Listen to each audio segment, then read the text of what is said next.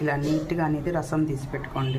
అనేది beetroot juice వేసాం కదండి, అది ఎంత కావాలో వ్యాధినికి అంతే తీసుకుంటుందండి. కొరందంతా మనకు వదిలేస్తుంది. దీన్ని కలిపే ప్రాసెస్ ఏనండి. బాగా కలిపితే ఇలా అనేది మనకు తయారవుతుంది. ఇదైతే మనకి ఇలా రెడీ అయిపోయిందండి. మనం ఇలాగే వ్యాధిని బాటిల్ అని వేసి పెట్టేసాం. నెక్స్ట్ ప్రాసెస్కి నేను ఒక 3 నుంచి 4 స్పూన్లు బీట్రూట్ జ్యూస్ తీసుకుంటున్నాను.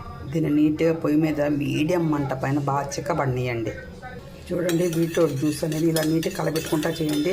మనం తీసుకున్న దానికి ఎంత తక్కువగా ఎనికిపోయిందో దీన్ని ఇప్పుడు మనం ఆపేసుకుందాం. దీంట్లో అనేది ఫ్రెష్ నెయ్యి అండి. మనం ఇంట్లో కాగబెట్టుకున్న నెయ్యి, ఫ్రెష్ నెయ్యి ఒక పెద్ద స్పూన్ ఫుల్కి వేయండి. ఇది కూడా అంటే ఇందా చెప్పినట్టు బాగా కలపాలి. ఎంత బాగా కలిపితే మీకు అంత బాగా వస్తుంది. మనం ఈ లిప్టిక్ అనేది, ఈ నెయ్యి కూడా అంటే మనకు దానికి ఎంతైతే మోతాదు కావాలో అంతవరకే తీసుకుంటుందండి. కొరవది అనేది ఎట్లా వదిలేస్తుంది. ఇప్పుడు దీన్ని మనం